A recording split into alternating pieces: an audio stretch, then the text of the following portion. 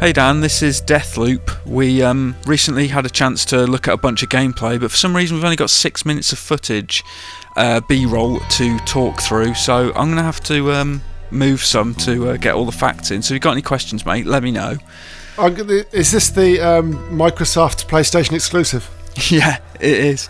Yeah, Microsoft own Bethesda and Arcane and all that, but this is appearing exclusively on PlayStation 5 and PC, but there we go. For now. But anyway, yeah, we saw a bunch of it. It's Dishonored with guns is the best way to explain it in a nutshell, but there's a lot more to it than that.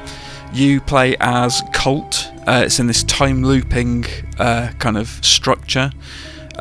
Sort of roguelike. Some people have sort of said it sounds like Returnal, but the difference is when you die you can keep weapons and abilities. So it takes place on this island of Black Reef. Your mission is to take down 8 targets known as the Visionaries. Okay, how's it split up in like missions? So there's 4 districts. The whole thing is basically a sandbox. I mean, your mission is kind of to determine where each target is and sort of when is the best time to kind of assassinate them. So another touchstone is kind of, it's almost like Hitman, yeah. So it's got kind of elements of Hitman, it's got elements of Dishonored, you've got supernatural powers.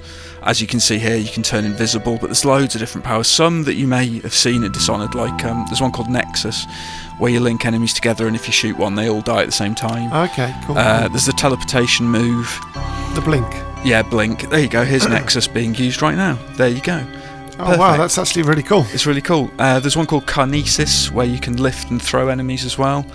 And you get these by collecting things called slabs, so you need to look out for those.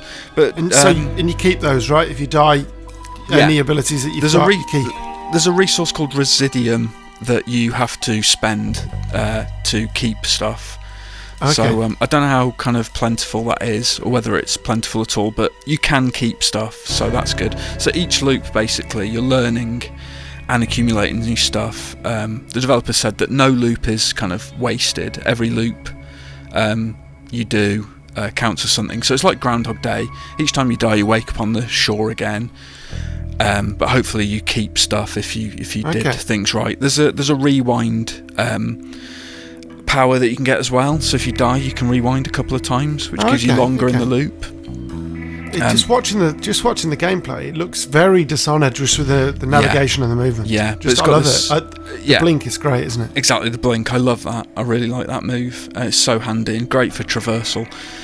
So yeah, you can see that Arcane Dishonored DNA in evidence, and the stealth mechanics are plenty like that game, and obviously a lot of aggressive moves like this one as well, where you can just slice off heads as you do.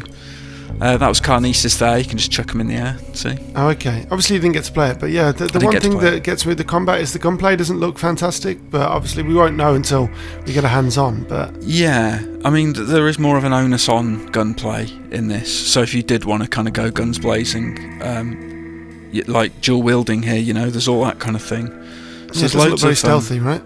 No, there's loads of tools, and you can take whatever approach you like, but it's all about kind of finding clues and gaining intel and discovering sort of what to do as in an effort to break the loop. This is one of the visionaries here, Dan. He's called Alexis. Okay. That was the dude we were kind of shown in the demo. So you have to kind of infiltrate his masked kind of gala, which is a lot like the Lady Boyle mission from Dishonored, you might remember. Oh, okay. So you've got to identify which masked guy he is. Which I kind of liked. I kind of liked that they're doing it again, because that was a fun mission. That was one of the most memorable missions from Dishonored, like early days Dishonored. So yeah, no, absolutely. Before it went all fancy with Clockwork Mansion. Yeah. Oh, that was cool as well, though. I hope there's more of that kind of thing in this, but I love all of this sort of 60s style. It reminds me of kind of James Bond sort of Ken Adam set design. Yeah, for sure. It's fancy, isn't it? I quite like it. Yeah, it's really cool. It's a really strong aesthetic, and I think that Arcane do that really well. They did it really well with Prey as well. Prey had kind of a very distinctive kind of style. So yeah, I love Arcane for that kind of thing. They've really kind of nailed their niche. Is this like a single player game now? Because like there was talk of it being kind of multiplayer focused. Well, it's primarily single player, but there's a rival assassin called Juliana, and she can invade your game. So generally in solo play, the AI will take care of that, and Juliana will pop up and try and kill you. She's the most powerful of the visionaries, but another player can jump in as Juliana if they want and screw up your game, mess with you, and obviously you can do that to other players as well if you want. That sounds fun. Yeah, exactly right. So just to screw with somebody else. Yeah, I mean the developers themselves said it's a way you can just ruin someone's day, and it's like, fantastic. Wow. Yeah, I'm well up for that. Yeah, I mean, so yeah, I mean there's loads of kind of elements to this, and I really enjoyed what I saw, and I can't wait to get my hands on it.